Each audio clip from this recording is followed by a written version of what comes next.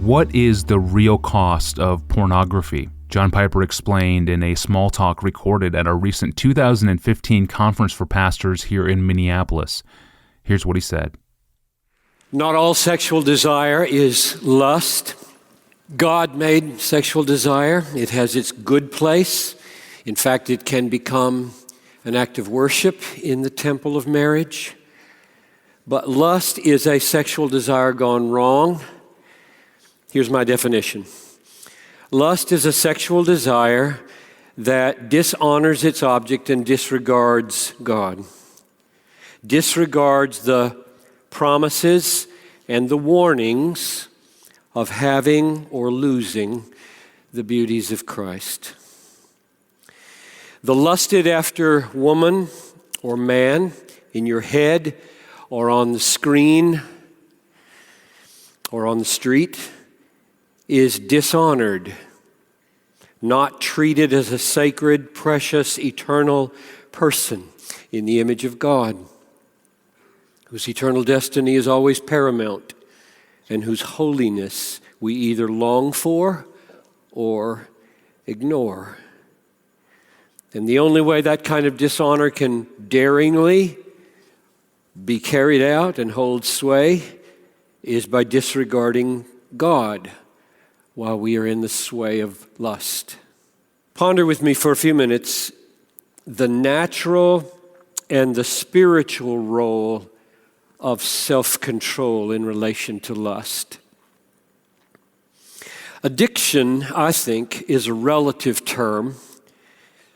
I would stake my life on the guess that in this room, no one is absolutely addicted to pornography or any sexual sin. None of you is. What I mean by this is, if the stakes are high enough and sure enough, you will have all the self-control you need to conquer any sexual temptation. For example, tonight, if you are feeling totally in the sway of a sexual desire, more blazing, more powerful than you have ever felt it in your life, and you believe you cannot resist the temptation to look at some nudity online, and suddenly a black hooded ISIS member drags your best friend or your spouse into the room with a knife at his throat or her throat and says, if you look at that website, I will slit this throat. You will have self-control. You are not addicted. You won't click.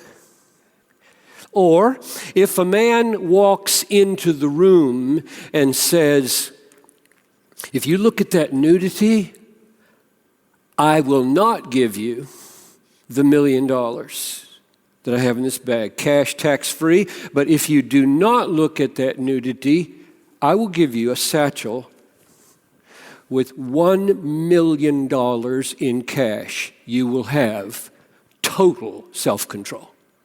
The fact is, 99% of those who give way to lust in pornography or fornication or adultery are not decisively controlled by their sexual desire. They are decisively controlled by what they believe. What they believe will happen if they act on the lust or don't. That's what controls them. What they believe. Not the sexual desire. That's the excuse. The decisive issue is whether they believe the stakes are high enough and sure enough. If they are sure the friend will die a gruesome death, they will have self-control. If they are sure enough, and that's real money in there, and it's really tax-free, and it isn't stolen goods, they will have self-control. Now, nothing I have said so far is distinctly Christian about that analysis of motivation. That's just the way human beings are wired. Self-control was a Stoic virtue before it was a Christian fruit. And there is nothing distinctly Christian about self-control. And yet, this is what engages my mind so much at this moment, and yet, Paul lists it as a fruit of the Spirit. The Spirit produces self-control in the believer so that the action of the self controlling no is brought about by the Spirit. Control your lusts, for the Spirit is controlling them through you. Isn't that the paraphrase of Philippians 2:12 applied to the fruit of the Holy Spirit? Exert self-control because the Spirit is awakening, creating self-control in you. The blood of Christ, the blood of the new covenant, secures for us, Christians, the working of the Holy Spirit. That's the meaning of the new covenant. Cause you to walk in my statutes. I died to make that happen. That's the new covenant. This is the blood of the covenant. And He works and we act. His working appears in our acting. He creates the miracle, we act the miracle of self-control. But the Holy Spirit doesn't produce the same thing the Stoics did. Even though enkratia in Greek or self-control in English is the same word used by Stoics then and now. The Holy Spirit doesn't create that. We don't hire God to produce the same things the world can produce. What good would that be? The Stoics did not depend on Christ, and they did not live for the glory of Christ. But the Holy Spirit is given because Christ died to purchase Him for us, and He is given to glorify the Son in us. John 14:6, the blood of Christ was the price of our self-control, and the beauty of Christ is the mission of the Spirit in us. The blood of Christ purchases the presence of the Christ-exalting Spirit, and the Spirit is there to exalt Christ in all that we do, including self-control. Therefore, the way the Spirit produces self-control that is different from the world's self-control, the way the Holy Spirit produces self-control in the believer is by revealing the beauties of Christ to our souls as supremely beautiful, supremely satisfying. He removes the hardness of heart and the blindness of the soul so that it can see and savor the beauties of Christ for what they really are and what He shows us through the Word of Christ is that the all-satisfying beauties of Christ can be lost forever in the bondage of lust, or they can be enjoyed forever in the purity of heart. That's what He shows us. That's how He works the miracle in us. He shows us the day is coming and now is when we will enjoy Christ with the fullness of joy that outweighs every possible pleasure of lust. Which brings us back now to Isis and the $1 million. He's about to slit the throat of your best friend or about to give you $1 million.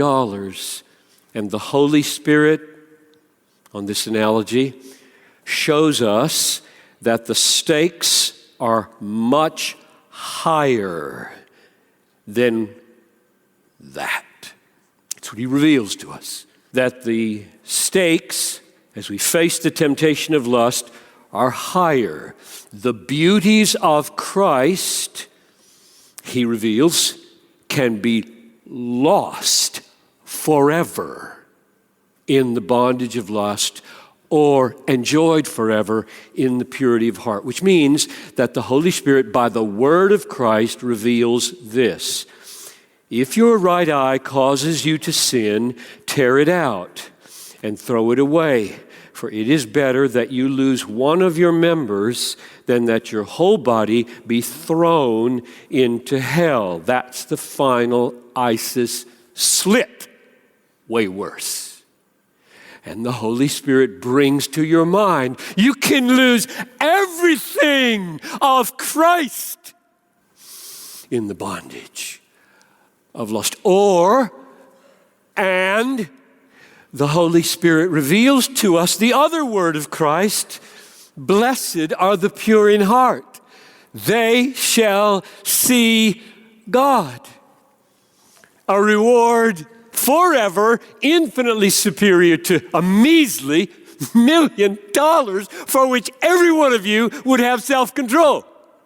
It's just what we believe. Self-control is a fruit of the Holy Spirit.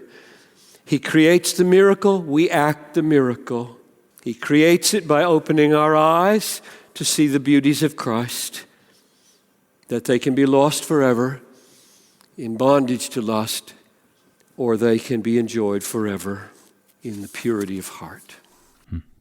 Such a rich approach to addressing lust. That was John Piper's Small Talk, Lust, from the 2015 Desiring God Conference for Pastors. All the content from the recent PastCon is now online at the website. You can check it out. This small talk, of course, coincides with our newest book titled Killjoys, The 7 Deadly Sins, a book you can download free of charge at desiringgod.org. Click on the Books tab and look for the title Killjoys. Tomorrow we return and I ask John Piper, what does the church offer the world, realistically, when it comes to racial reconciliation? I'm your host, Tony Reinke. Thanks for listening to the Ask Pastor John podcast.